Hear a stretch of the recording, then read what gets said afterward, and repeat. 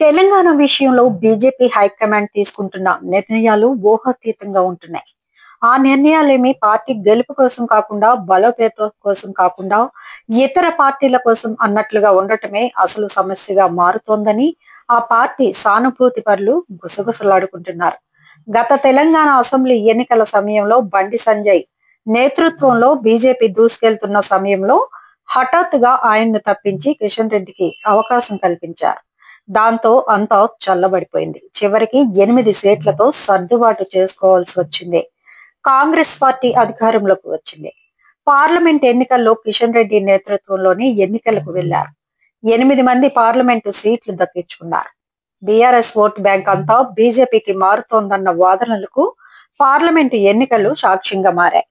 BRS డిపాజిట్లు కోల్పోయిన చోట్ల బీజేపీ విజయం సాధించింది. ఇదే ఛాన్స్ గా బీఆర్ఎస్ ను బలహీనం చేయాలనుకునే ప్లాన్ అమలు చేస్తారని అనుకున్నారు. కానీ అలాంటిదేమీ జరగలేదు. ఈటెల రాజేందర్ లేకపోతే ధర్మపురి అరవింద్ లాంటి వాళ్లకు ఇస్తే పని పూర్తవుతుందని అనుకున్నారు. ఇక బండి సంజయ్ పేరు కూడా ప్రచారంలోకి వచ్చింది. కానీ అనూహ్యంగా రామచంద్రరావు పేరు తెరపైకి వచ్చింది. రామచంద్రరావు అయితే బీఆర్ఎస్ పార్టీకి మంచి అవకాశమని, మళ్లీ ఓటు బ్యాంకును వెనక్కి తెచ్చుకొని పోరాడవచ్చని పలువురు విశ్లేషిస్తున్నారు. బీజేపీ హైకమాండ్ ఇలా ఎందుకు చేస్తోందని ఆ పార్టీ నేతలు జుట్టు పీక్కుంటున్నారు. తెలంగాణ బీజేపీ అధ్యక్ష పదవిపై ఎన్నో ఆశలు పెట్టుకున్న ఈటెల రాజేందర్ కు షాక్ తగిలింది.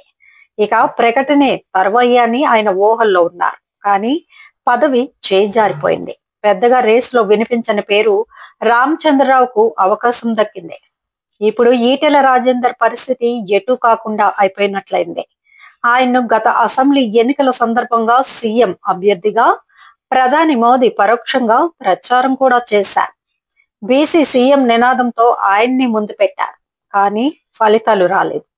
మల్కాజిగిరి నుంచి ఎంపీగా గెలిచిన తర్వాత కేంద్ర మంత్రివర్గంలో ఛాన్స్ వస్తుందనుకున్నారు.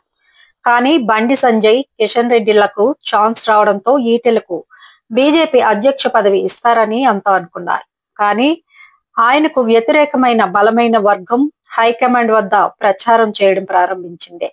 చివరికి అది నిన్నగాక మొన్న పార్టీలకు వచ్చిన వారికి ఇవ్వడం కన్నా ఎప్పటి నుంచో పార్టీలో ఉన్న వారికి ఇవ్వడం బెటర్ అని హైకమాండ్ ఫిక్స్ అయింది. ఈటెల రాజేందర్ మొదటగా బీజేపీలో చేరకుండా కాంగ్రెస్ లో చేరినట్లయితే ఆయన ఈ పార్టీకి కేబినెట్ లో ఉండేవారు. రేవంత్ రెడ్డితో మంచి సంబంధాలు కూడా అప్పట్లో ఉండేవి. ఇప్పుడు ఆయన బీజేపీలో మరో 4 ఏళ్లు ఎంపీగా గడపాల్సి ఉంటుంది.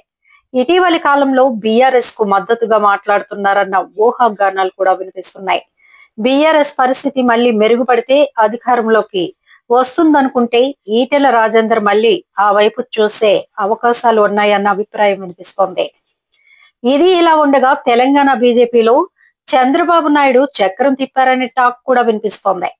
ఏపీ సీఎం చంద్రబాబు నాయుడికి అత్యంత సన్నిహితుడైన ఎన్ రామచంద్రరావును తెలంగాణ బీజేపీ అధ్యక్షుడిగా అధిష్టానం ఖరారు చేసిన విషయం తెలిసిందే.